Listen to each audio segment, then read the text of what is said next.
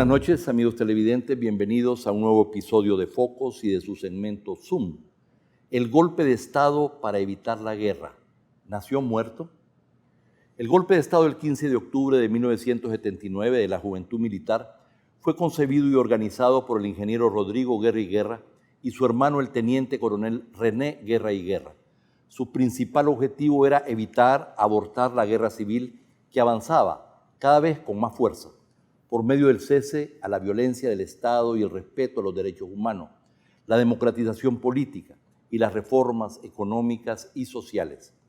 Pero los oficiales que organizaron el golpe fueron desplazados por coroneles con otra visión y estrategia marcada por la confrontación con los frentes de masas de la guerrilla, la creciente represión y violación de los derechos humanos y el accionar paralelo de los escuadrones de la muerte, sin poder ni autoridad alguna sobre el ejército y los cuerpos de seguridad. Los integrantes civiles de la primera junta y su gobierno renunciaron el día 3 de enero de 1980. Para analizar el golpe de Estado, la proclama de los jóvenes militares y el fracaso de la primera junta que aceleró el camino hacia la guerra civil, nos acompaña esta noche el organizador civil del golpe, el ingeniero Rodrigo Guerra y Guerra. Bienvenido, Rodrigo. Muchas gracias, Alberto. Es un gusto tenerte acá. Tú estás al origen de este importante acontecimiento y pareciera mentira, pero han pasado 40 años y a veces se necesita que pase tanto tiempo para poder entender con mayor precisión estos acontecimientos de la historia.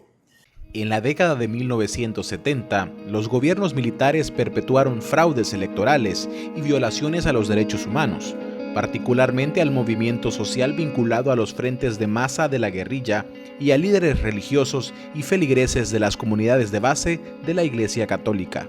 El gobierno del general Carlos Humberto Romero quedó aislado nacional e internacionalmente, coincidiendo con la nueva política de derechos humanos del presidente estadounidense Jimmy Carter en Latinoamérica.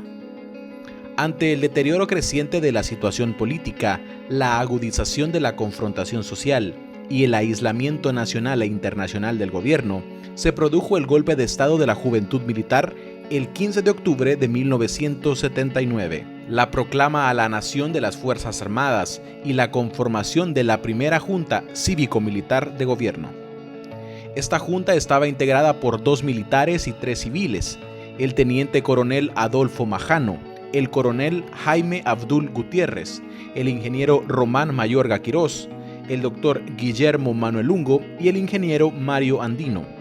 El primer civil invitado a participar fue el entonces rector de la UCA, Mayorga Quirós, apoyado por el arzobispo de San Salvador, Monseñor Óscar Romero.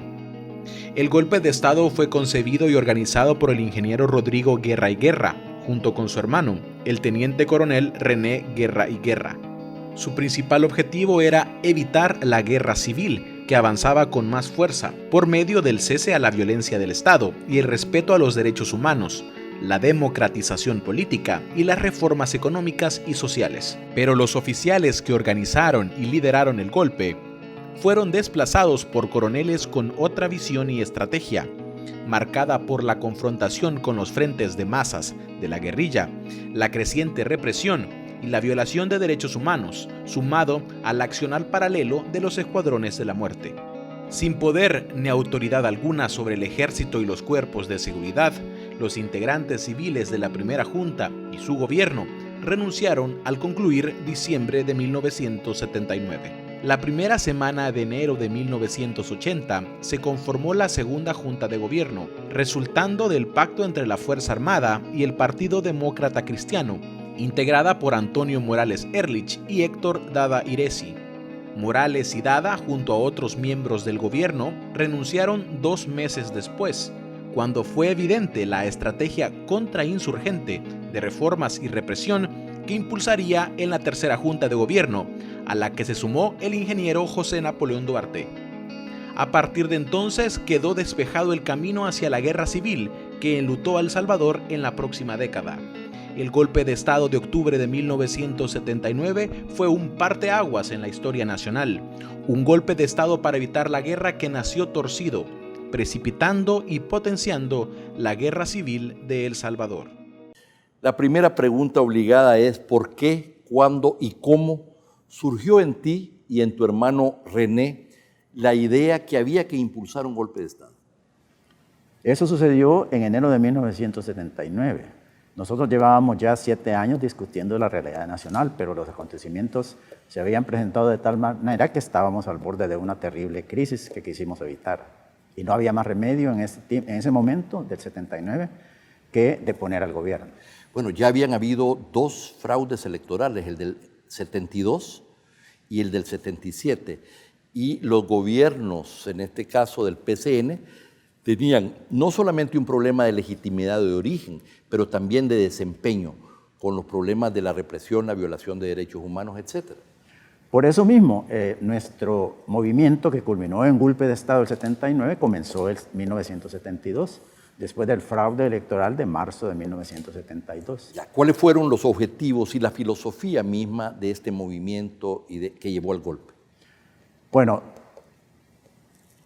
nosotros entendíamos perfectamente de que la disparidad social, el hecho de que teníamos dictaduras militares desde hacía mucho tiempo, el hecho de que no había libertad política, habían creado esa efervescencia en nuestro país y que eso había obligado a la gente, además de los fraudes electorales, a rebelarse con las armas.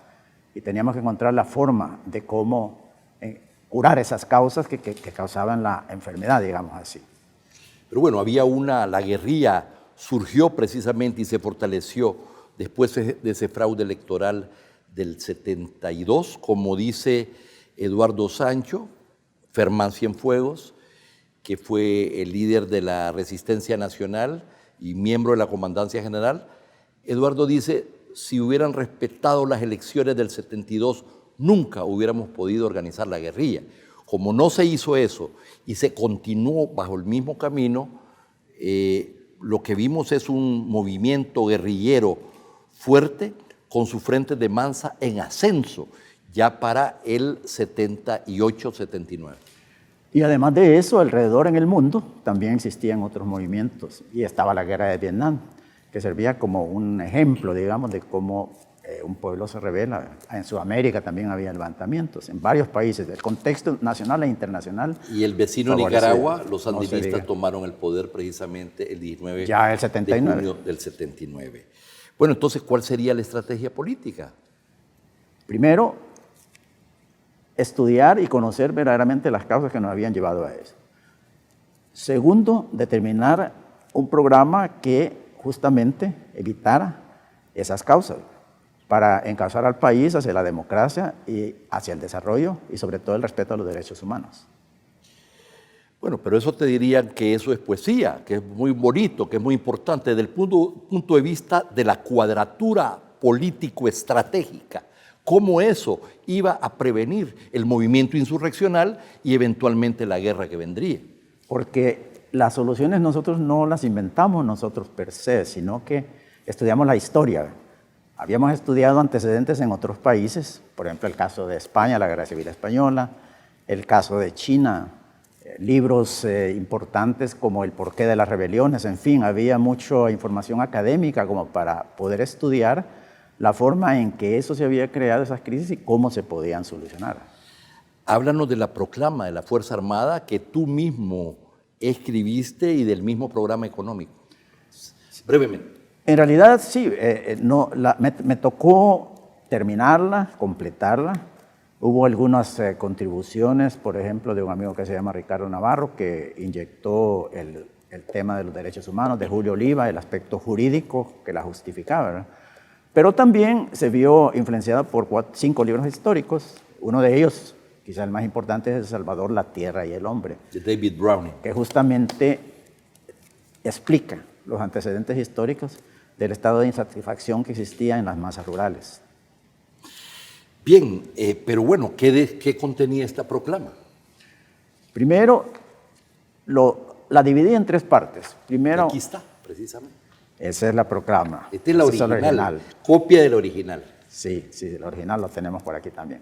Bueno, sí, la proclama está dividida en 3 partes fundamentales. La primera es una denuncia justificativa de por qué es necesario deponer al gobierno militar que en ese momento detentaba el poder. El segundo, un análisis histórico e ideológico de cuáles eran las causas de la situación que vivía el país. Por ejemplo, el despojo de las tierras de los indígenas de 1869. Pero ahí no se quedaba, sino que después de eso venía todo un programa de reformas sociales, políticas y económicas para estabilizar el país en un término de largo plazo y así pues evitar las causas que creaban la insurrección. Estábamos hablando de alguna manera de un golpe que daría lugar a la construcción de la democracia. En ese sentido tenía una filosofía fundacional, dijéramos, de la democracia, lo que después se logró con los acuerdos de paz. ¿Cómo se organizó el golpe? ¿Y cuál fue la participación entonces de ustedes, tú y René, y luego ya de la Juventud Militar? Bueno, desde 1972, cuando yo me reuní con mi hermano en Columbus, Ohio, y regresé y todo eso, comencé a contactar amigos cercanos para que yo sabía que compartíamos el mismo ideario, la misma preocupación por el país, no políticos. Ahí nunca hubo un político. Y esperando pues el regreso de mi hermano que se dio en el 75. Cuando regresó mi hermano René también comenzó a hablar con jóvenes oficiales para darse cuenta en realidad, después de haber estado 6 años fuera del país, qué era lo que había pasado durante esa ausencia y por qué estábamos así, ¿verdad? Desde el punto de vista militar. Y así fue como se fueron conjugando dos grupos, un grupo civil, que era el que yo coordinaba, formado por 6 personas, incluyéndome a mí, y un grupo de jóvenes militares, en el que estaba mi hermano René y 2 capitanes. Así comenzó eso, René y 2 capitanes de artillería. René ya era teniente coronel para entonces. Cuando regresó al país, el 75 era mayor y el 77 subió al grado de teniente coronel. O sea que en el movimiento él era el de más alta graduación. Y ese era el objetivo, de que definitivamente había que depurar al ejército de los altos mandos porque esos estaban absolutamente corruptos y eran de mentalidad.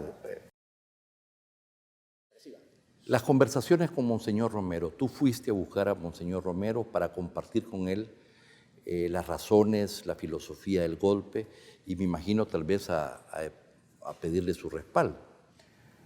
Un sacerdote primo nuestro en 5º grado era su secretario privado, Jesús Delgado. Y por medio de él pues existía alguna relación no muy cercana, pero sí de conocido, ¿verdad? Como el Señor.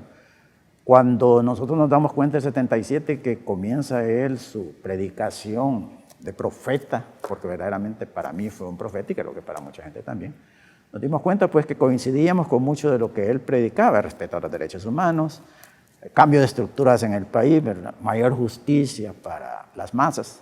Todo eso lo veíamos como una gran coincidencia. Entonces ahí fue donde hubo un acercamiento, pero sin presentarle la posibilidad de un golpe de Estado, sino que una concordancia de ideas. Fue hasta en los últimos momentos del 79 donde se le comunicó a mediados del 79 de que sí se había tomado la decisión de deponer al gobierno. Ustedes fueron al encuentro del ingeniero Román Mayorga Quirós, que era precisamente el rector de la Universidad Centroamericana UCA. Ustedes vieron en él a una persona que podía, dijéramos, liderar ya en la parte civil la integración de esta Junta de Gobierno. El ideario de la UCA era en lo que en realidad impresionaba a algunos jóvenes militares y a nosotros también, ¿verdad? También había puntos de concurrencia. Entonces algunos jóvenes militares sugirieron y estuvimos de acuerdo porque yo conocía a Román desde la formación de la Asociación Salvadoreña de Ingenieros Mecánicos y Electricistas Industriales en 1967, de que era necesario pues que la UCA estuviera representada en el nuevo gobierno que se pensaba formar y así fue como a fines de septiembre de 1979, apenas un mes y medio antes de que se diera el golpe de Estado, fue que hablamos con Román. 2-3 semanas a mí me tocó hablar. Sí, en realidad sí, perdón, sí, 2 o 3 semanas antes, sí. Él no sabía pues que todo ya era un golpe, pues estaba organizado. Entonces a mí me tocó con Jesús Delgado y Ricardo Navarro, porque Ricardo Navarro era profesor de la UCA, a ir a hablar con Román. ¿Cómo y por qué se sustituyó a René Guerra y Guerra por Abdul Gutiérrez? Cuando entiendo que los jóvenes oficiales habían electo tanto al teniente coronel Majano como a tu hermano René Guerra para precisamente formar parte de la representación militar dentro de la Junta. Es una historia muy trágica y dolorosa, pero lo que pasó fue que este capitán Mena, por ser capitán, se enteró de que jóvenes capitanes a los cuales mi hermano René había contactado, porque quería solo jóvenes capitanes, pero no lo había contactado a él, sino que por medio de algunos amigos conocidos, él se da cuenta de que estaba caminando ya el golpe a mediados de en agosto de 1979, o sea, mes y medio antes del suceso es que este capitán se entera, y él era subalterno del coronel Abdul Gutiérrez en la maestranza del ejército, pero también era el jefe de seguridad del Banco Cuscatlán, entonces gozaba de esa prebenda de parte de su comandante. Entonces, inicialmente se hizo una elección el sábado 6 de octubre de 1979 en el mar, donde asistieron 37 jóvenes capitanes para elegir a los 2 miembros que formarían la Junta.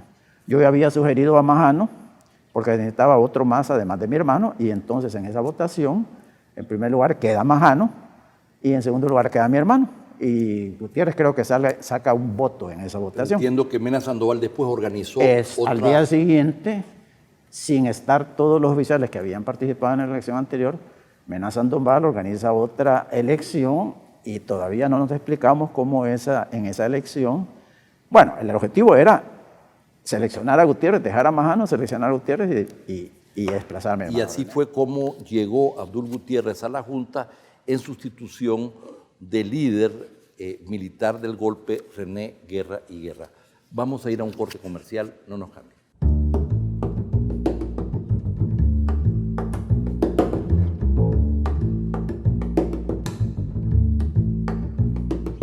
El golpe de Estado para evitar la guerra nació muerto.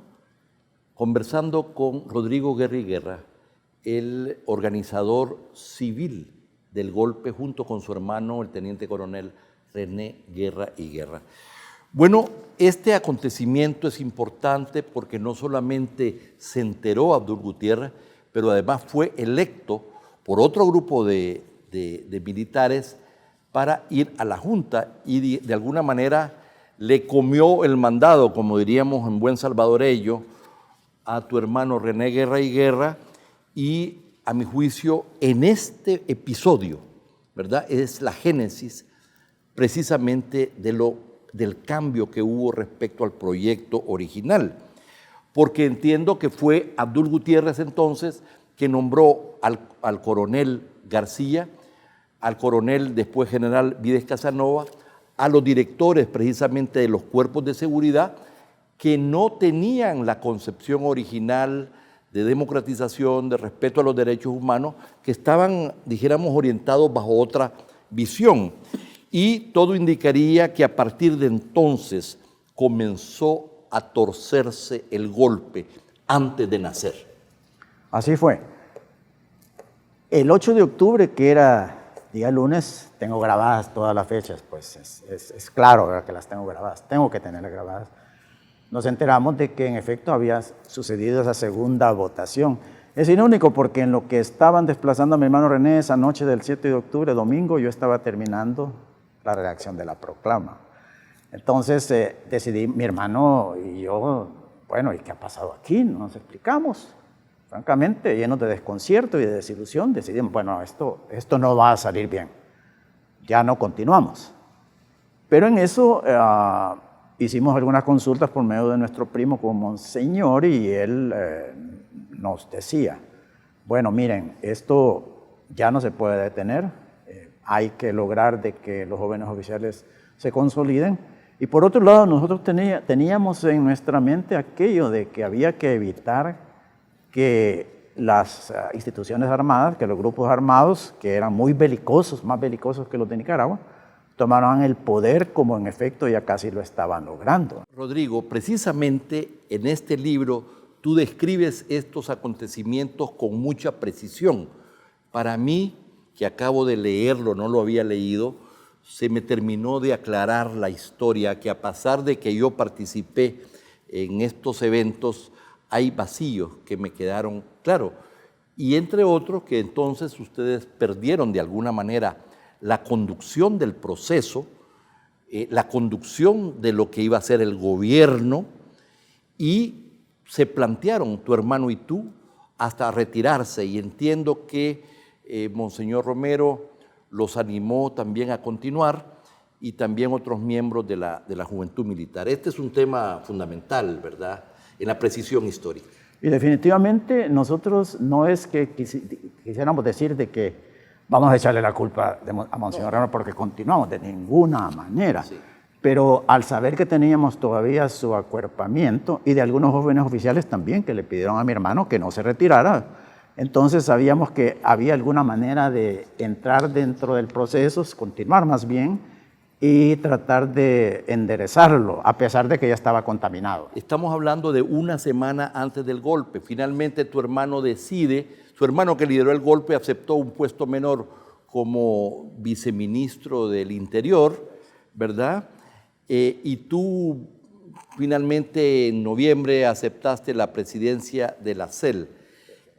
Bueno, pero entonces, ¿quién mandaba en la Junta y en la Fuerza Armada? Entonces, cuando se constituyó la Junta de Gobierno, ¿verdad? Se supone que todos eran comandantes de la Fuerza Armada, pero el comandante verdadero era Abdul Gutiérrez, que llevó a el coronel García de ministro de Defensa.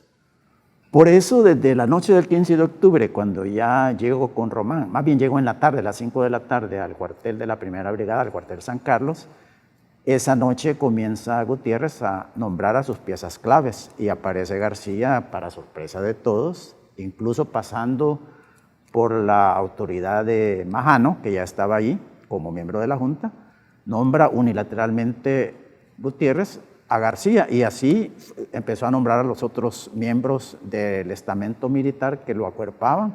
O sea que desde la noche del 15 de octubre ya comienza a hacer esos nombramientos y a consolidar el poder militar. En ese momento el poder militar era el más importante y por tanto el mando lo tenían Gutiérrez y García. Esto llevó precisamente que a partir de toda la efervescencia social, política, las marchas, los tomas, ¿verdad? El ejército pasó precisamente a confrontar también o a responder y a reprimir muchas de estas manifestaciones, y ahí vimos cómo hubo violaciones a los derechos humanos. Al mismo tiempo surgieron o se dinamizaron aún más los escuadrones de la muerte, ¿verdad? Y lejos de haber logrado los objetivos que se propusieron, lo que vimos es que el proceso se fue deteriorando cada vez más. Sí, pero uno de los factores importantes también para desestabilizar la primera junta fue el papel de la guerrilla. La guerrilla atacó desde el primer momento el resultado del golpe de Estado, o sea, la primera junta. Entonces era como un pacto perverso entre los represores del lado del ejército y la guerrilla que los provocaba para que reprimieran. Y la idea era que cada uno de los dos quería el poder, ¿verdad? La guerrilla quería erosionar a la primera junta porque era la que despertaba expectativas gracias a la proclama entre el pueblo, y los militares represivos porque querían mantener el poder. Algunos sectores de la guerrilla, ciertamente el RP y creo que también las FPL, vieron el golpe como una estratagema contra ellos hacia la insurrección popular, ¿verdad? Así fue, o como un instrumento de la Embajada de Estados Unidos. Sí. E irónicamente, los organizadores del golpe nunca tuvimos ningún contacto con la Embajada de Estados Unidos ni con la CIA. Y sí, los militares represores como Gutiérrez, que en un libro, el libro de William Stanley, el doctor William Stanley, que es una tesis doctoral, está identificado como un informante de la CIA. O sea que el grupo represor militar tenía nexos con la CIA. Pero esto llevó a inquietudes al interior de ustedes, de la Juventud Militar, ¿verdad? Por todos los acontecimientos, ustedes trataron de hacer algo para parar esta escalada cada vez mayor de violencia y también de desnaturalización de la proclama y de la filosofía que ustedes tuvieron cuando dieron el golpe.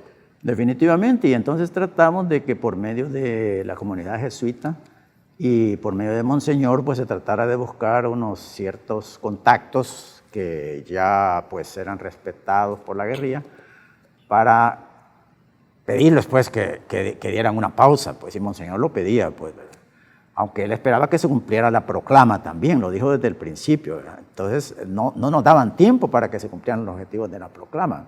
Cuando vimos que tanto la guerrilla se esforzaba por la caída del gobierno y los represores también mordían el anzuelo, con gusto lo mordían, entonces emplazamos a los militares a principios de diciembre de 1979 para que nos explicaran pues por qué no se estaban cumpliendo los objetivos de la proclama.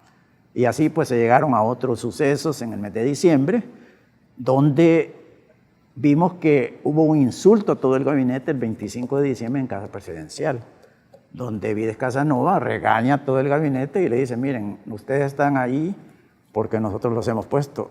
Alguien le dijo, no, al contrario, ustedes están ahí porque nosotros los pusimos. Entonces ahí fue donde nosotros planteamos, bueno, vamos a amenazar, llamémoslo así, o a plantear una renuncia si no son removidos los altos mandos del ejército que están causando estos problemas. ¿Y ustedes esperaban que precisamente este ultimátum de renuncia llevaría a una recomposición de las fuerzas? Entiendo que esto implicaría la salida de Abdul Gutiérrez, la salida del ministro de Defensa García y de alguna manera la reconstitución o recomposición de la conducción también militar. No necesariamente la salida de Gutiérrez, porque lo que queríamos era quitarle los dientes. O sea, se pedía la renuncia de García y de los otros comandantes de los cuerpos de seguridad, ¿verdad? ¿Por qué no se logró eso? Bueno, te quiero plantear, Alberto, de que ese planteamiento de la renuncia lo hicimos el 28 de diciembre. Hay una carta pública que está incluida en mi libro, donde se plantean las condiciones para continuar con el gobierno. Le dimos una semana de plazo a la Junta para que se pronunciara. Y en ese periodo, desafortunadamente, algunos de los que habíamos planteado la renuncia, miembros de la vieja guardia del Partido Demócrata Cristiano, estaban ya negociando con el grupo de Gutiérrez y García el hecho de que si había renuncia, ellos se podían quedar.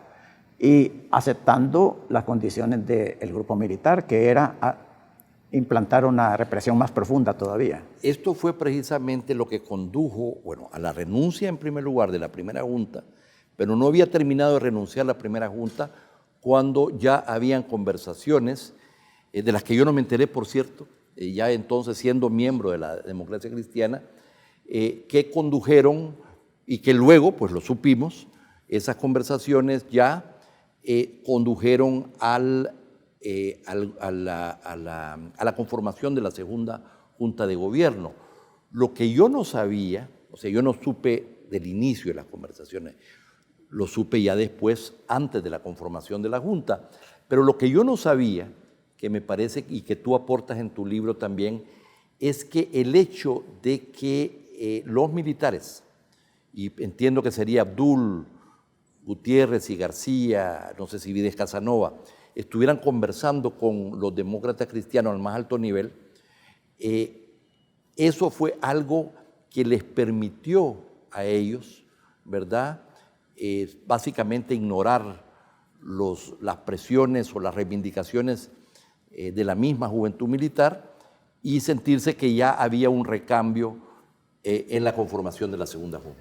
Querían mano libre para soltar la represión y en efecto la tuvieron y desafortunadamente los líderes de la vieja guardia del Partido Demócrata Cristiano arrastraron al partido a esa aventura. Solamente quiero agregar, Alberto, de que Monseñor Romero hizo hasta el último minuto un genuino intento de que la Junta no se desbandara. Eso fue el 2 de enero. Sí. El 3 de enero fue cuando renunciamos. Majano llega a pedirnos de que no renunciamos y que nos vayamos a Casa Presidencial a discutir el tema, pero ya no había tiempo. Y entiendo que Majano, el teniente coronel Majano, no era una contraparte para Abdul Gutiérrez, ¿verdad? Es decir, no tenía la autoridad, la fuerza, y además que la vinculación con el ministro de Defensa la tenía Abdul Gutiérrez, a quien él había puesto. Esto dicho,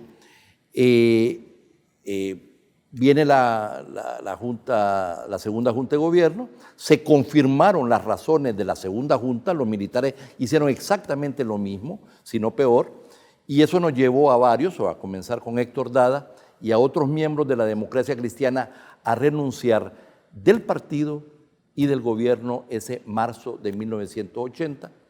Y entonces surge la llamada Tercera Junta con la incorporación ya de Napoleón Duarte, ya estaba Morales Ehrlich, etc. Para entonces la gente terminó de concluir que ya no era posible evitar la guerra civil que ustedes trataron precisamente evitar. Pero claro, lo que me queda a mí claro, y que tú me lo has confirmado, pero también a otras personas participantes, es que de alguna manera este golpe de Estado nació muerto, porque los elementos constitutivos del poder cambiaron esa última semana. Bueno, primero quería decir yo que en mi opinión salió contaminado, pero quería plantear también el hecho de que las ideas principales del movimiento quedaron vivas. Acordémonos de que el crucificado no necesariamente fracasa, sino que los que fracasan son los que lo crucifican. Y los ideales del crucificado se mantienen. O sea, los ideales de la proclama están vivos, respeta los derechos humanos, una mejor igualdad económica y cese a la violencia y a la corrupción. Sí, me refería sobre todo que ese no era el gobierno en el que ustedes soñaron, ese no era el desenlace que tuvimos presente a todos aquellos que decidimos participar en ese gobierno. Eso, y entonces se torció el proceso en el camino, ¿verdad? Sin embargo, hay un legado de ese golpe, de esa proclama de la Fuerza Armada, y este es un acontecimiento histórico que es un parteaguas en la vida del Salvador, que me parece importante conocer. Le he dedicado 2 columnas y probablemente habrán 2 más en mi columna de la prensa gráfica. Rodrigo, quiero agradecer tu presencia esta noche en Focos por iluminar precisamente uno de los capítulos de la historia más importante del Salvador. Gracias, Alberto. Y a ustedes, amigos televidentes, no nos cambie, hay mucho más contenido en Focos.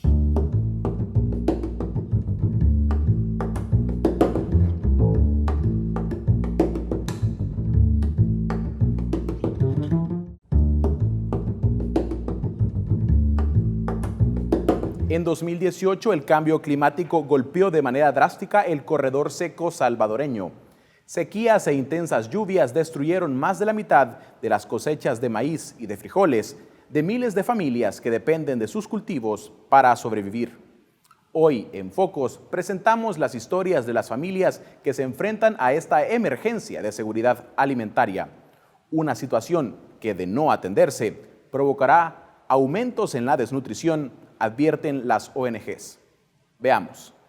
Durante 2018, el corredor seco de Honduras, El Salvador y Guatemala perdió más de 398.500 manzanas de granos básicos debido a la sequía y las lluvias extremas. Estos eventos afectaron a 2.1 millones de personas, de acuerdo con la FAO, la Agencia de las Naciones Unidas para la Alimentación y la Agricultura. De ellas, 1.4 millones son agricultores de subsistencia que necesitan ayuda alimentaria urgente para sobrevivir. El Salvador es el corazón del corredor seco centroamericano y uno de los países del mundo más afectado por eventos climáticos extremos. La zona oriental es la más vulnerable, donde las condiciones climáticas severas concurren con los altos índices de pobreza. Rosibel García vive en el municipio de San Antonio, en San Miguel. Su familia depende del cultivo de tule para hacer petates y artesanías que venden en los cantones del departamento. Sin embargo, la mitad de la última cosecha se perdió por la sequía del año pasado y no han logrado recuperarla por completo. Ahora se ven en la necesidad de comprar tule, lo que aumenta el costo de producción y afecta la economía de su familia. Lo que dura, lo que cortamos nosotros del tular, solo son como 2 meses de allí, pero siempre vamos aguardando para no quedarlo sin material, entonces lo tenemos que hacer comprado. Siempre dejábamos para estarlo tejiendo así, los abundaba, ¿verdad? Pero hoy ya con esta seca ya no damos abastecimiento, así es que tenemos que salirlo a buscar, a comprarlo ya así, el tule para poderlo tejer. Ha cambiado bastante porque como ya uno ya gastando el dinero para comprar el material, ¿verdad? Y En veces uno se queda, en veces hasta sin los frijolitos, ¿verdad? Pero como no se puede menos, porque si no quedamos sin nada, pues. Entonces tenemos que comprar una parte nomás de tule, ya en que en la cocina vayamos un poquito más apretados, ¿verdad? Pero como no se puede menos, para no quedarse sin material, uno tiene que hacerlo, pues. Una de las principales consecuencias del cambio climático es la reducción en la cantidad y la calidad de alimentos que ingieren las familias agricultoras, señala un estudio de Oxfam, Save the Children, Visión Mundial y Catholic Relief Service. Esto, eventualmente, podría aumentar la desnutrición, advierten. De acuerdo al estudio, al menos el 51% de la población encuestada no tuvo alimentos en su hogar en algún momento porque no tenía dinero para comprarlos. El 36% dijo que al menos un miembro en su hogar se fue a dormir en la noche con hambre porque no había suficiente alimento. El 17% aseguró que al menos un miembro en su hogar ha pasado sin comer todo un día y una noche porque no había suficiente comida. Usando el método de la escala latinoamericana y caribeña de seguridad alimentaria, el estudio estima que el 85% de las familias encuestadas vive en inseguridad alimentaria. Es decir, no tienen garantizado el acceso a una cantidad de alimentos suficiente para su desarrollo. José Amadeo Martínez también es agricultor. Para sostener a su familia, cultiva una manzana de frijol que debe alquilar por temporada, ya que no posee tierra propia. Pese a los esfuerzos puestos en la última cosecha, este año agotó la reserva familiar de alimentos, ya que la sequía y las lluvias afectaron gran parte del cultivo. A veces los va un poco malito porque como a veces comienza a llover, el primer mes del invierno comienza a llover seguidito, pero luego se queda y nosotros sembramos, se queda el invierno, allí es donde lo desvanece la planta y ya luego los da poco, no los da bastante. Allí se afecta bastante porque como a veces se desvanece la producción, pues la familia es de llevarle un poco algo, hay que desvanecer un tiempo de comida, hay que ir disminuyendo, ¿va? Hay que comer, si comía 3 tiempos, hay que comer 2 tiempos, y si comía 2, 1, ¿va? Sí, para ir desaumentando. Las organizaciones autoras del estudio instaron al Estado salvadoreño a formar una mesa interinstitucional para enfrentar lo que califican como una emergencia invisible, que será más profunda con cada evento climático extremo. Hasta la fecha, no han obtenido respuesta.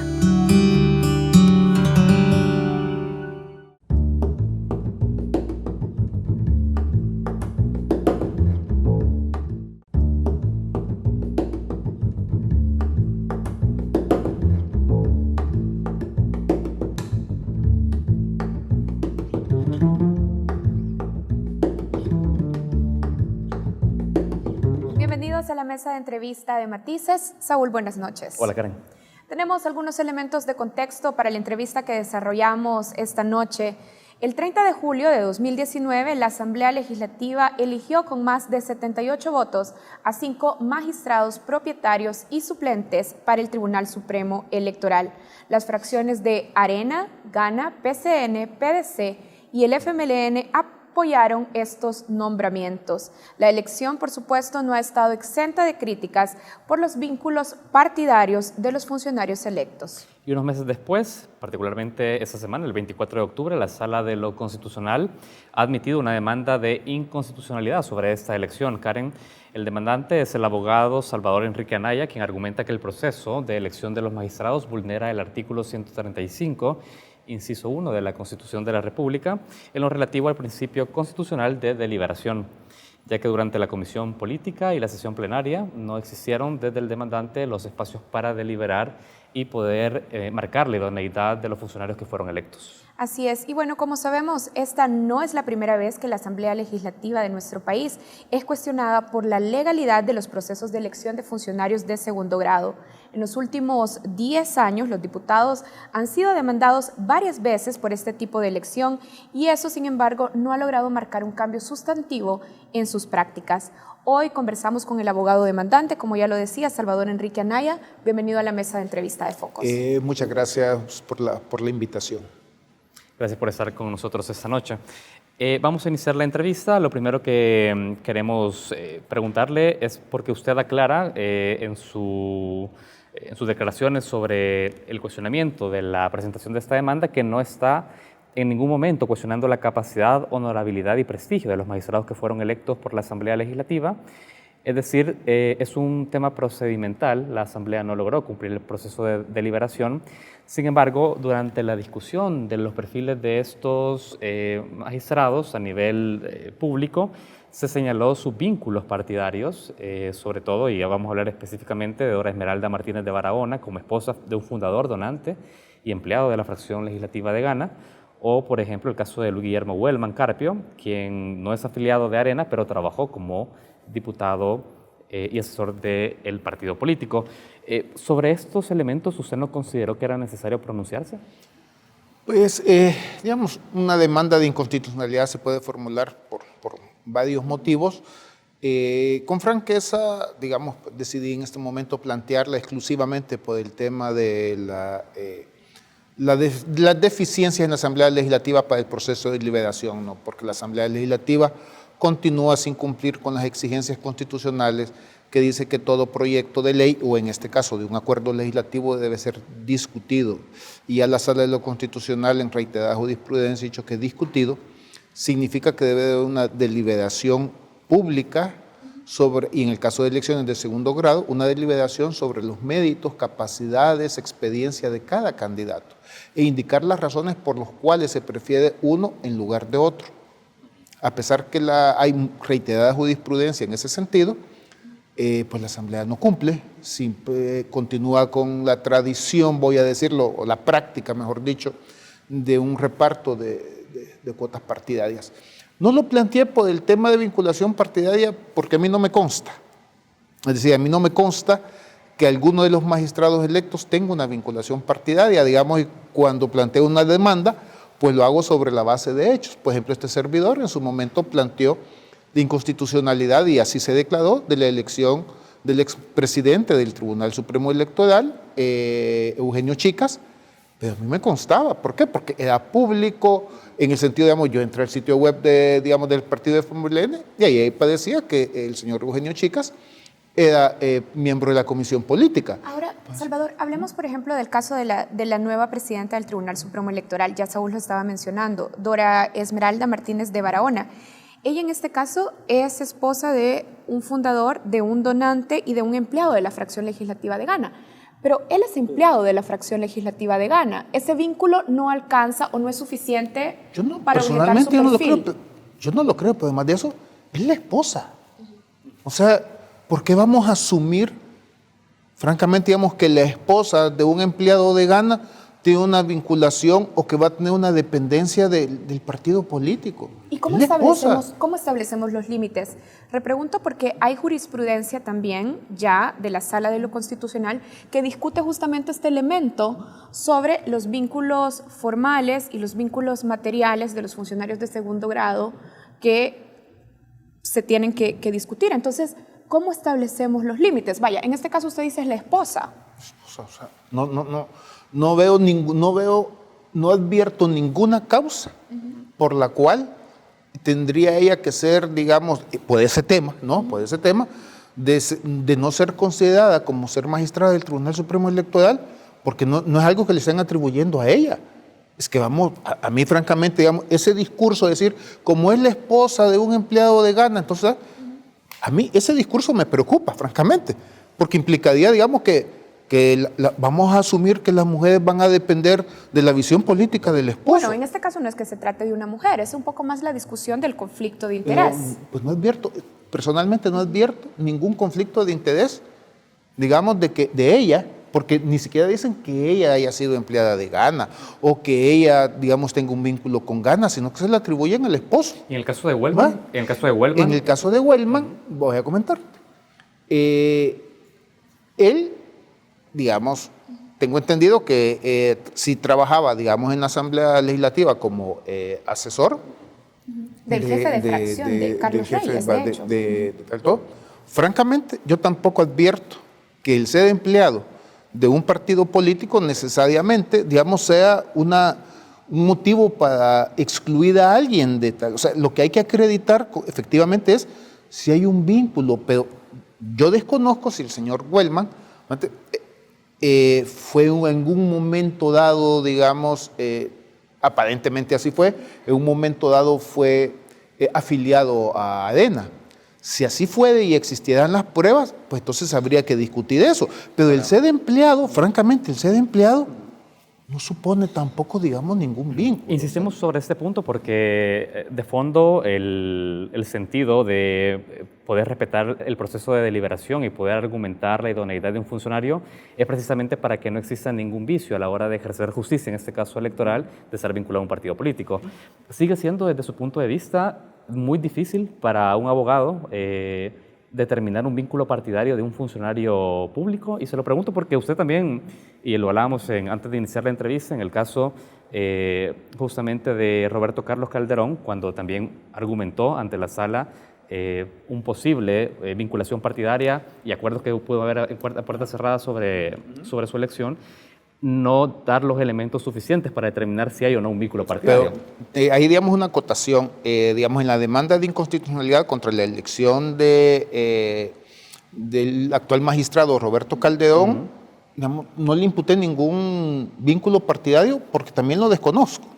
Lo que también argumenté es la ausencia de una deliberación y específicamente, y a puerta cerrada, y específicamente de él, porque al fin y al cabo de los otros 4 magistrados, que son los magistrados que designaron a la Sala de lo Constitucional, en varias ocasiones sí ya se había hasta intentado elegirlo, por lo tanto, al menos hubo cierto debate sobre los magistrados de la Sala de lo Constitucional, pero la elección del señor Calderón sencillamente se pusieron de acuerdo en un momentito y todos fueron a votar después, los 80 diputados, a votar por él, pero es más, en las primeras...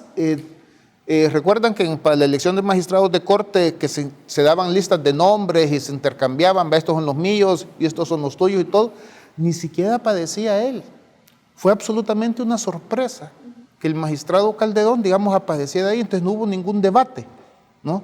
Entonces, eso refleja que sin atribuir que él tenga vinculación partidaria, significa que la decisión de los partidos políticos, la decisión de las fracciones legislativas fue simple y sencillamente un reparto de cuota partidaria. Es difícil argumentar ante la Sala de lo Constitucional cuando un funcionario tiene un vínculo partidario. Digo, sigue siendo un desafío a nivel constitucional. Yo no creo que sea realmente un desafío. Todo significa, digamos, de tener las pruebas, digamos, de ello. Pues, por ejemplo, yo no me atrevería, digamos, a señalarle a los actuales magistrados del Tribunal Supremo Electoral un vínculo partidario, pues porque no tengo las pruebas de ello. Ahora, entonces no lo haría. ¿Usted está de acuerdo en el criterio, bueno, y en la jurisprudencia que ha marcado la sala sobre las distinciones entre vínculos formales, digamos, en el caso de haber estado afiliado o estar afiliado al partido político, y vínculos materiales, que es lo que estaríamos discutiendo?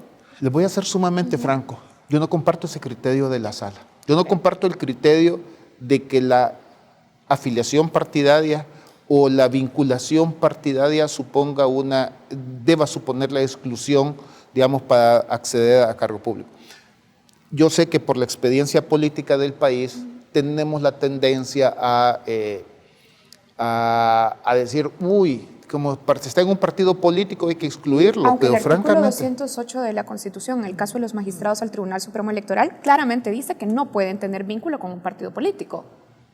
No, no lo dice así.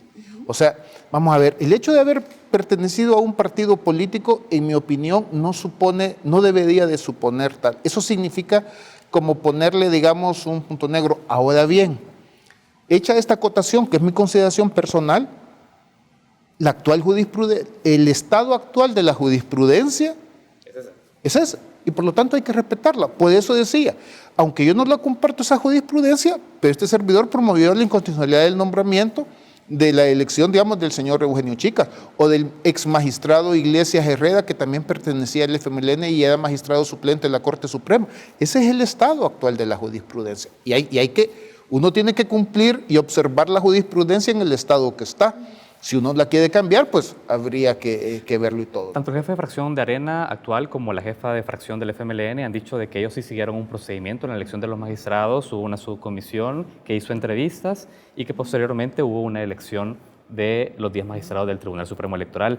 Si se cumplió ese procedimiento y usted dice, no se cumplió la deliberación debida, ¿cómo tuvo que haber sido ese procedimiento? ¿No lo explica? Mira, es cierto que la Asamblea sí sigue un procedimiento, pero hay una fase que falta, que es discutir los méritos, las capacidades y la experiencia de los candidatos. No termino de... Desconozco los motivos por los cuales, o ahí me toca especular, por qué a pesar que se viene diciendo desde hace rato y hay jurisprudencia que se deben discutir los méritos, la experiencia y la capacidad de los candidatos, los diputados continúan haciéndolo todo, digamos, mediante una negociación estrictamente de aritméticas políticas y de repartos de los cargos no, políticos. Es decir, por ejemplo, si en el caso de los magistrados del Tribunal Supremo Electoral, cada partido presentó ternas. Entonces, los diputados tenían la obligación de decir, ok, vamos a respetar la decisión del partido en el sentido que esta es la terna, pero de esta terna comencemos a discutir cuál de ellos tiene mejor perfil, más experiencia, analizarlo y hacerlo públicamente, si es que no hay nada de malo. O sea, discutir públicamente sobre las capacidades, sobre los méritos de una persona, eso no tiene ninguna afectación. Si precisamente se está postulando a un cargo público, pero ¿no? Entonces hace falta un instrumento mucho más preciso para determinar eso, porque un jefe de fracción de estos partidos políticos le dice, nosotros hicimos un proceso de entrevistas y con base a eso determinamos de que ahí había una idoneidad. Y las entrevistas son públicas, dicen Sí, además. claro, las entrevistas son públicas, sí, pero la parte que falta precisamente es la discusión de los méritos de cada candidato. ¿Cómo se discuten los méritos desde su punto de vista? Perfectamente, es muy sencillo, digamos, por ejemplo, decir, vamos a ver, digamos, en este caso, digamos, para magistrado, ¿ok? Todos, por ejemplo, habían discutido que tenían que ser abogados. La Constitución no dice que para ser magistrado del Tribunal Supremo Electoral, salvo los que vienen por propuesta de la Corte Suprema, tengan que ser abogados. O sea, tal. Entonces, bueno, ok, pero vamos a asumir, abogado, ¿cuál es la experiencia que tiene en derecho electoral? ¿Tiene alguna formación especializada en derecho constitucional, en derecho, digamos, electoral o en derecho público? O inclusive si fuera un administrador, ¿cuál es la experiencia, digamos, que tiene en este campo? ¿Tiene alguna formación especializada? Y comienzas a valorar esos méritos. Eso es objetivo. ¿Identificó que esa pregunta no estaba dentro del instrumento de entrevista que utilizaron los diputados? Algunos lo hicieron y otras no. Pero lo importante es discutir, digamos, de decir, y la sala lo ha dicho en su jurisprudencia, es ¿por qué se prefiere a uno y no a otro? Entonces, ¿de qué estamos hablando? ¿Estamos hablando acaso de una reforma al reglamento interno de la Asamblea Legislativa? Sí, yo creo que dado, digamos, la resistencia, digamos, de los mismos diputados, lo que cabría esperar, y la sociedad civil lo ha hecho desde hace ya varios años, hacer una reforma, digamos, al reglamento interior de la Asamblea Legislativa para que estos puntos y todo esto quedara, digamos, más detallado y quedara tal. Ahora bien, en realidad también se trata, y sobre todo se trata, creo que aquí el 99% es un tema de voluntad política, de quererlo hacer bien. Lo que pasa es que sencillamente también, así sucedió con la Corte Suprema de Justicia. Recuerdan que eso se paralizó durante 4 meses. ¿Y por qué escogen a una persona que no tiene ninguna experiencia, suponte, digamos, en temas constitucionales, y dejan por fuera a un candidato o a una candidata que tenía un doctorado en Derecho Constitucional? Vamos a darlo con eso. Vamos a ver. Muy bien, haremos una primera pausa de la entrevista y enseguida continuamos.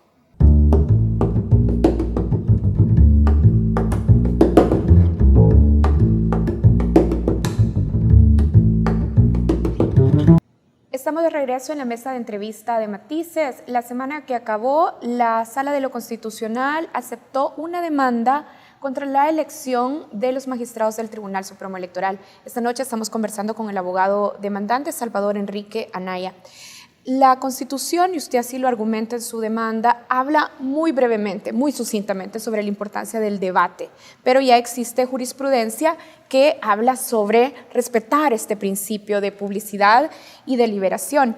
Ahora, la semana pasada, en esa misma mesa de entrevista, el diputado Juan José Martel de Cambio Democrático hablaba justamente del proceso de elección del nuevo procurador para la defensa de los derechos humanos, José Apolonio Tovar, y se quejaba exactamente de lo mismo, de la falta de deliberación en el proceso de elección. ¿Usted ha considerado presentar una demanda, impugnar la elección del nuevo procurador? Pues francamente hasta este momento no lo he considerado, porque vamos a ver, también representa un desgaste, digamos, de tiempo, digamos, que nosotros intentamos preparar, digamos, demandas muy fundadas, no demandas, citamos jurisprudencia, citamos libros. Usted y su despacho. Exactamente, sí, no, este servidor, digamos, estas luchas ciudadanas no estoy representando absolutamente a nadie, ni estamos percibiendo, digamos, 5 centavos, entonces, por supuesto, digamos, nos representa un costo, digamos, de mi equipo y del tiempo, digamos, que implica.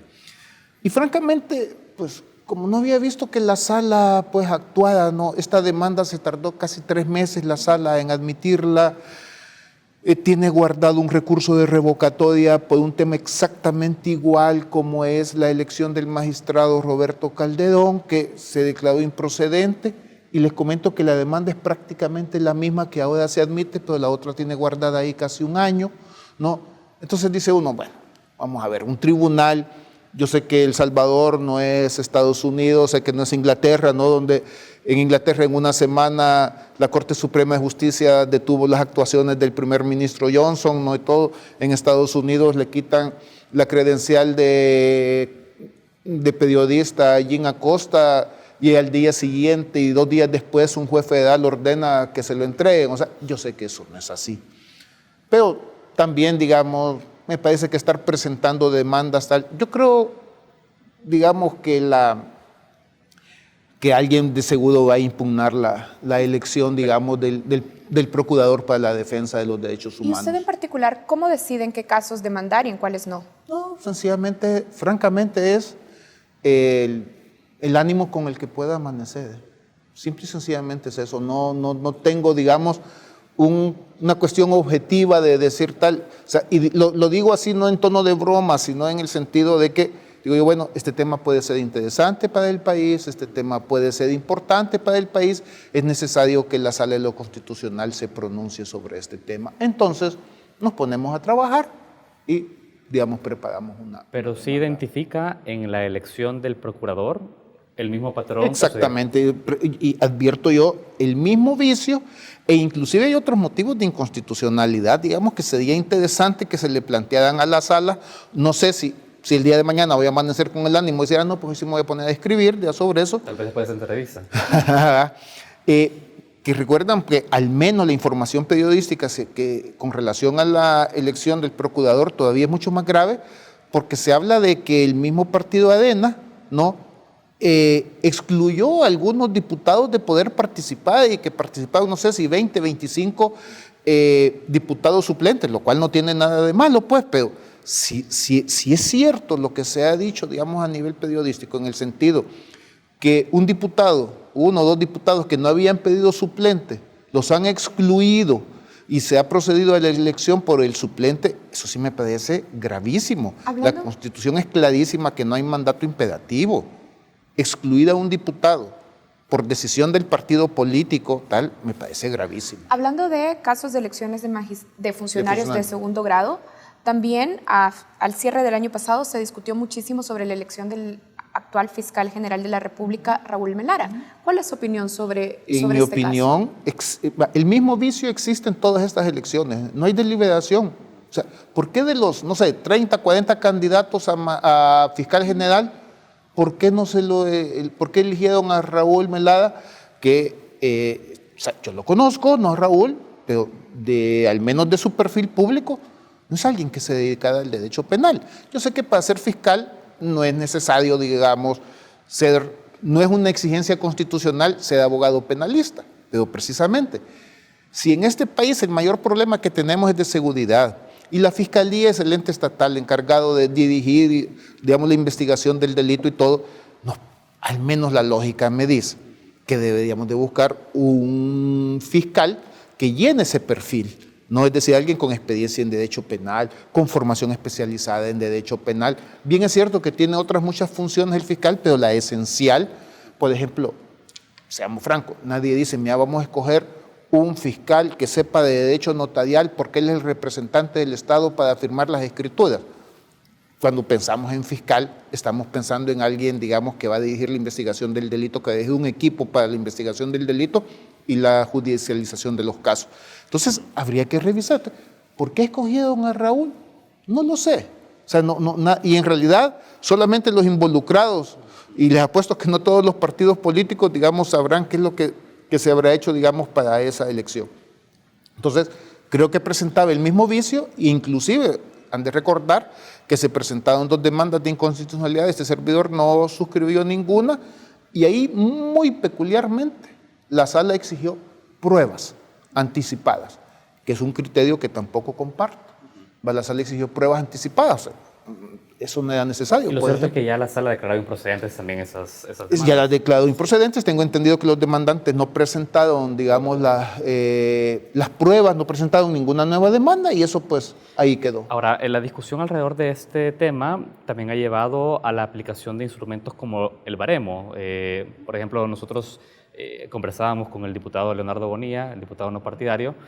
Él hablaba que desde su punto de vista, la evaluación tenía que hacerse con base a un baremo. La aplicación de este instrumento para poder resolver el tema de la discusión y la deliberación sobre la idoneidad, ¿le parece que es adecuado? A mí me parece totalmente adecuado y ayuda, digamos, a tomar una decisión objetiva. Es decir, digamos, y vamos a ver, es que eso se hace en muchísimos países. Es decir, digamos, efectivamente, digamos, para que la decisión, para que no quede ese sabor, que la decisión es estrictamente, digamos, al final va a ser una decisión política y hay un margen de discrecionalidad para ello. Sí, no es automático, ¿verdad? Pero al menos sí te da de parámetros, digamos, por ejemplo, si estás eligiendo, digamos, un magistrado de Tribunal Supremo, un magistrado de Corte, un fiscal, pues sí, bueno, ok, experiencia o, digamos, formación. Bueno, si tiene una licenciatura va a tener 1 punto, si tiene una licenciatura y una maestría, 2 puntos, si tiene un doctorado, tanto. La experiencia, de 1 a 5 años, 1 punto, de 5 a 10, 2 puntos. O sea, hay formas, digamos, que claro, al final va a ser una decisión política, eso es evidente, pero para intentar objetivizarlo hasta cierto margen, ¿no? Porque si no al final, bueno, tenemos magistrados del Tribunal Supremo Electoral suplente, que su única experiencia es ser secretario de un juzgado de paz en un pueblo. Entonces, ¿de dónde? ¿De dónde es que alguien que tiene 20 años de ser secretario de un juzgado de paz de un pueblo en Cuscatlán, de un solo se pega un brinco y pasa a ser magistrado del Tribunal Supremo Electoral? Bien es cierto que es suplente, pero por ejemplo, son las elecciones que uno dice, pues qué extraño esto, ¿no? ¿Cómo es que algo hay ahí? Se han escuchado muchos rumores y por lo tanto, como no tengo pruebas, no lo puedo repetir, ¿verdad? Pero ¿cómo poder justificar esa decisión? Pero si es un patrón recurrente en la Asamblea Legislativa, este tipo de elección sin discusión, ¿debe ser incorporado en ley el baremo? No lo creo, yo no creo que sería necesario en ley. O sea, es que este tipo de situaciones, por eso decía, el 99% es voluntad política, porque a veces pensamos que poniendo en la ley es lo que algunos autores, digamos, han llamado la falacia normativista, es decir, pensar que al ponerlo en la ley y ponerlo por escrito y todo, ahí ya, se cumple. No, o sea, puedes ponerlo ahí y lo puedes poner totalmente, ¿va? Pero la cosa es si se va a cumplir o no se va a cumplir, ¿no?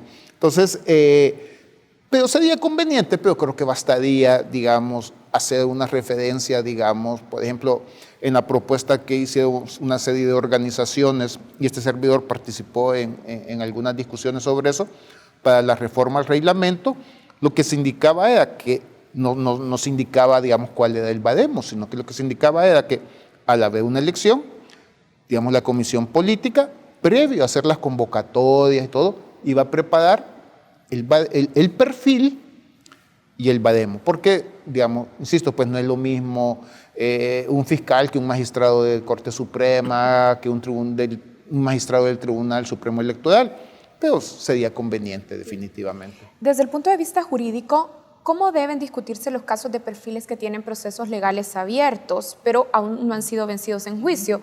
Volviendo al caso específico de los magistrados del Tribunal Supremo Electoral, tenemos el caso del ahora magistrado Noel Antonio Orellana, que tiene investigaciones abiertas en la Fiscalía.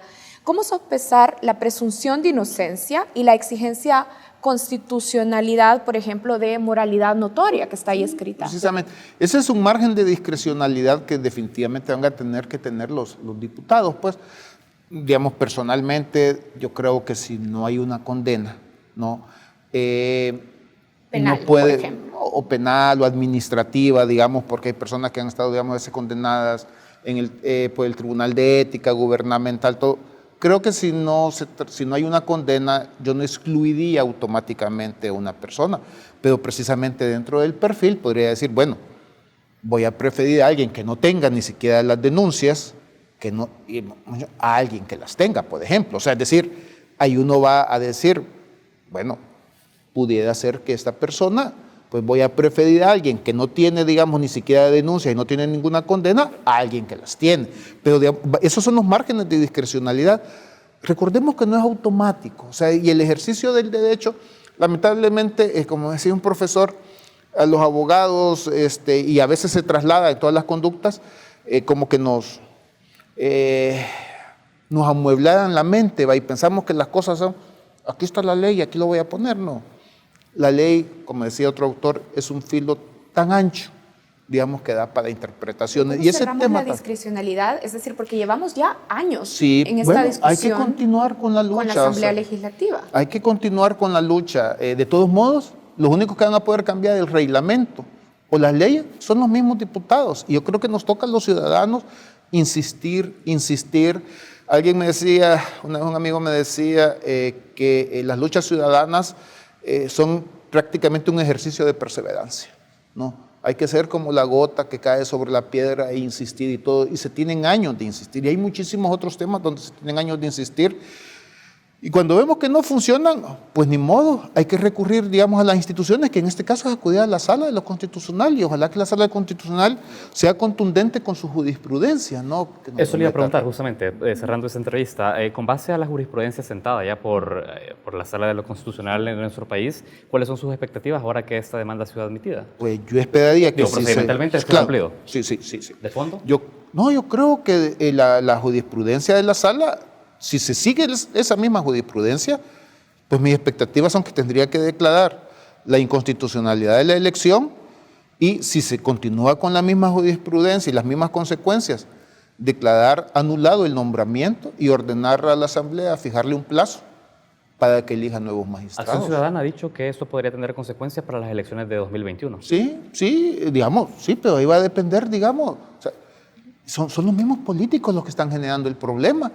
Si acaso se cambian los magistrados, o sea, si se declara la inconstitucionalidad de la elección, pues bueno, los responsables son los diputados. Una pregunta de cierre, ya que usted lo que está impugnando es el proceso. Si se repite el proceso, en el caso de que se declare ilegal, inconstitucional, y se eligen a los mismos magistrados, ¿usted se daría por satisfecho? Va a depender, digamos, de los términos de la sentencia, pero en principio sí, e inclusive es que ya ha sucedido históricamente. En el 2012 se eligieron a magistrados de la Corte Suprema de Justicia, que una misma asamblea eligió 2 veces.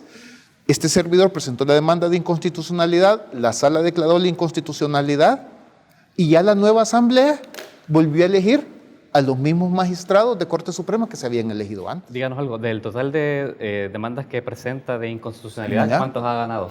Francamente no tengo la estadística. ¿Un promedio? No lo sé, francamente. Francamente no, digamos, ese dato no lo llevo y todo. ¿Podría dar una proyección sobre cómo podría fallar respecto a este caso? No, sí, bueno, pero digamos, eso se mide caso a caso. Le agradecemos mucho su tiempo. Hombre, encantado. Cerramos esta entrevista con el abogado Salvador Enrique Anaya, demandante de la última impugnación ante la Sala de lo Constitucional por la elección de magistrados del Tribunal Supremo Electoral. Gracias por acompañarnos. Encantado. Gracias a ustedes. Nosotros hacemos un corte, pero ya volvemos con más contenidos en Focos.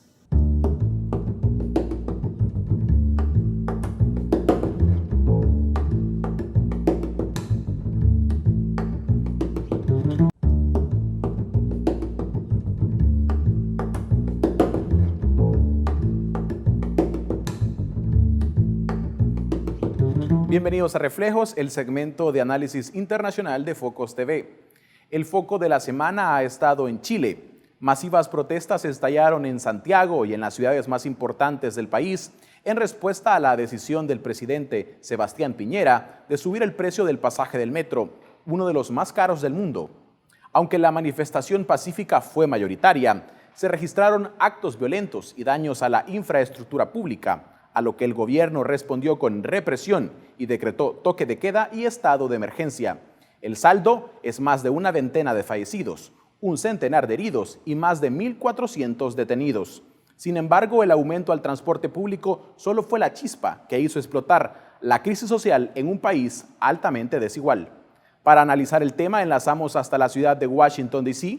con Patricio Zamorano, codirector del Consejo de Asuntos Hemisféricos. Bienvenido a Focos, Patricio.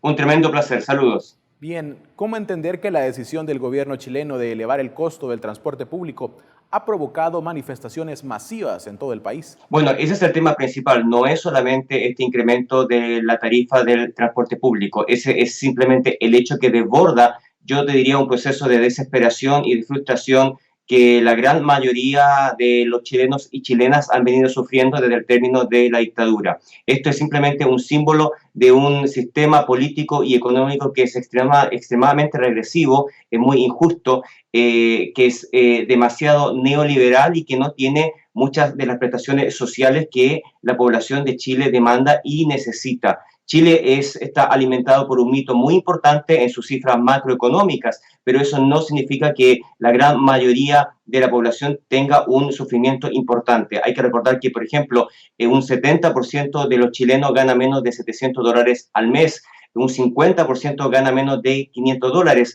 y en transporte público se puede gastar entre $60 y $120 por mes. Entonces, es un porcentaje importante del salario de cada persona. Pero más allá de eso, es el tema del sistema político en Chile, que es extremadamente privatizado, la salud es privada, la educación, las pensiones. Entonces, el rango de beneficio social que se puede ofrecer desde el Estado es muy limitado. Entonces, esta violencia y estas protestas y este estallido social un poco demuestra esa frustración que ya se viene recopilando por décadas, ¿no? ¿Qué ha acumulado la sociedad chilena postdictadura que una pequeña chispa detone un estallido social de esta magnitud? Este es un tema estructural. Hay que recordar que Chile, según un reporte del Banco Mundial, es el 7º país del mundo en niveles de desigualdad. Es un país extremadamente desigual, en que los ricos son muy ricos y los pobres son muy pobres. Un 1% del porcentaje de población más rica se queda con un 25% de los ingresos y de la riqueza del país. Un 25% se queda con el 70%. Entonces, hay un nivel de desigualdad que es radical y que provoca este tipo de frustración. Otra cosa importante, de toda la recolección tributaria, que es lo que financia el Estado y todos los programas sociales, un 40% proviene del impuesto IVA, que es el impuesto de compraventa, que como tú sabes es un impuesto extremadamente regresivo, injusto, especialmente para la clase media y la clase trabajadora. Solo un 9% proviene de los grupos más ricos. Entonces, es un sistema desigual, es un sistema muy injusto y lo que responde estas protestas es justamente a ese nivel de frustración. Hay que recordar que la educación en Chile también fue privatizada, recién ahora se están intentando hacer reformas para crear y potenciar una educación pública. Entonces, tenemos también un sistema donde muchos jóvenes se ven frustrados profesionalmente por no tener acceso a una educación de calidad y que le garantice un trabajo digno. Entonces, todos estos factores influyen, ¿no? ¿Y cuál ha sido el rol de los gobiernos de la era democrática, específicamente hoy con Piñera, en revertir o no este descontento acumulado en las capas medias y populares de Chile?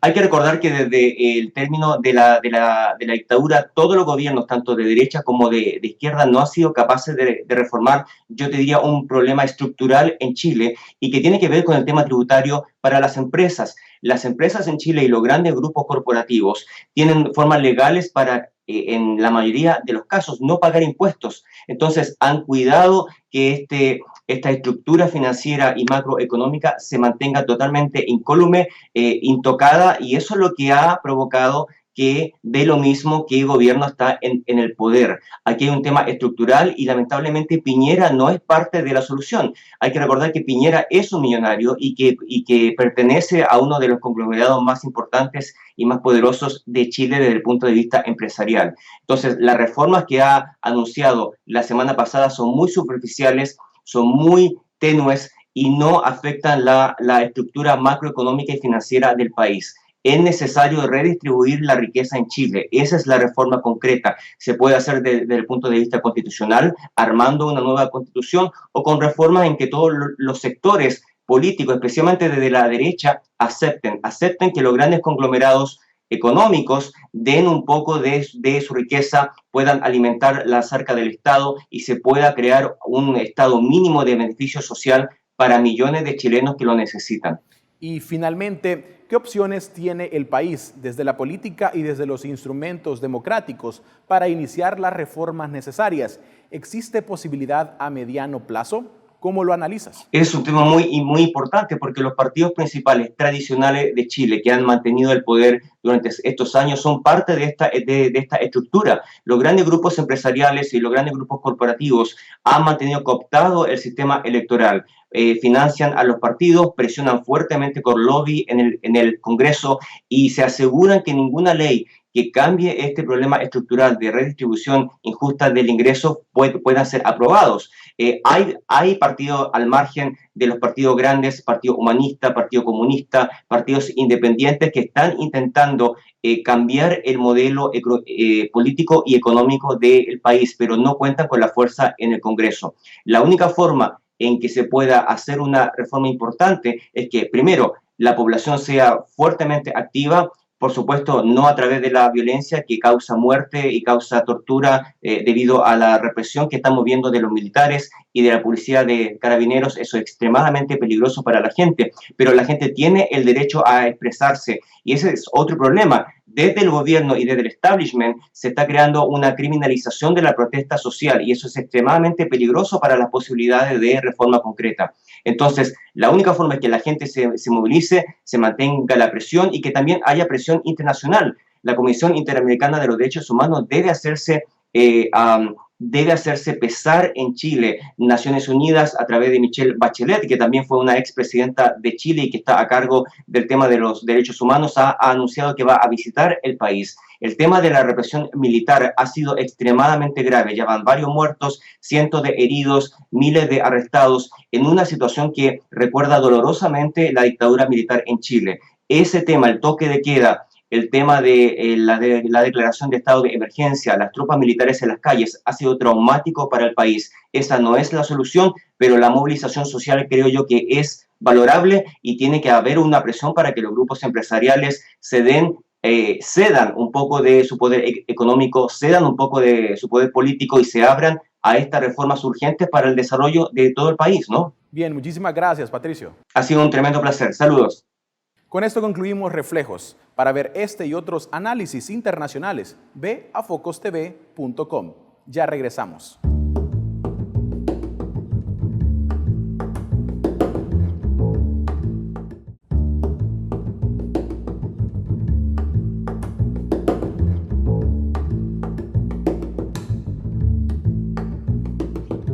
El Museo de Arte de El Salvador, el MARTE, decidió poner a disposición del espacio de La Rampa para acoger propuestas contemporáneas. Una de ellas es Íntimo, de Hugo Rivas, una reflexión de la sociedad, de su hipocresía y de su clasismo. Con esto cerramos el episodio de Focos de esta noche. Hasta la próxima.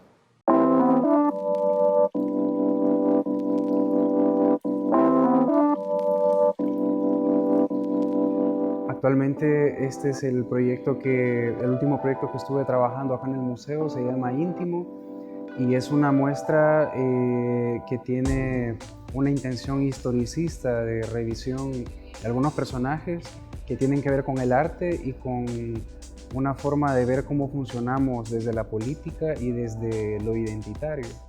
Fue curado por el artista Antonio Romero. Llevamos un proceso de discusión en el que fue desarrollado completamente en una libreta de dibujos, pero luego ya fue concebido para ser completamente un mural en este espacio del museo. La muestra lo que simula es una exposición de pinturas que está colgada y que tiene su público que la está observando.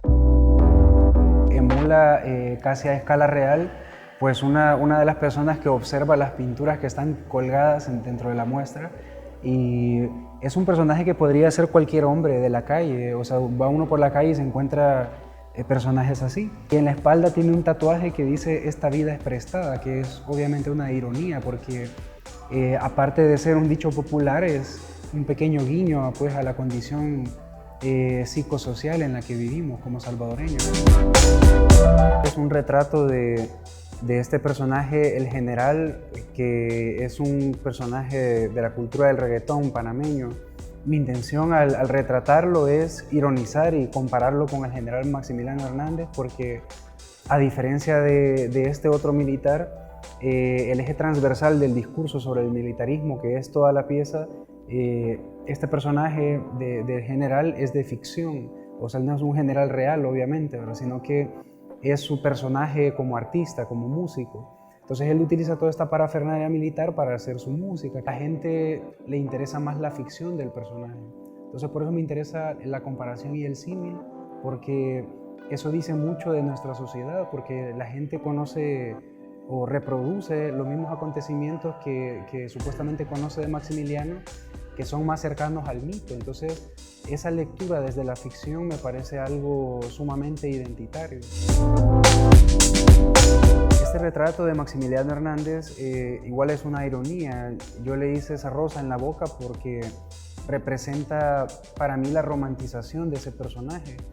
Le puse como fondo el volcán de Izalco y Santa Ana porque en la zona del occidente fue la masacre del 32. Entonces, como hablaba en el personaje anterior, existe esta ambigüedad en la que las personas conocen más la ficción. Por ejemplo, dicen que no había homicidios, que no había robos a mano armada durante su gobierno porque era un régimen muy duro con la delincuencia, pero todo eso es falso. Según algunos historiadores, todas estas situaciones son pura mitología y ficción.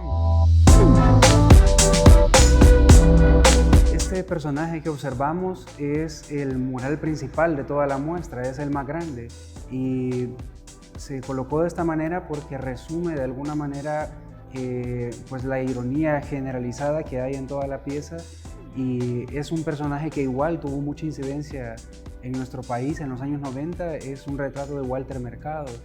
Entonces nosotros lo conocimos como este personaje que adivina el futuro, que es súper esotérico y que tiene cierto guiño cómico también. Él lo que muestra entre sus manos, como él adivina el futuro, está mostrando la insignia del batallón Atlacat. Entonces básicamente es como decir que él está prediciendo la recurrencia de estos acontecimientos brutales en nuestra historia y de alguna manera decir que el futuro será el pasado. Entonces esta recurrencia me parece, aunque sea desde un punto de vista cómico e irónico, me parece algo profundamente triste.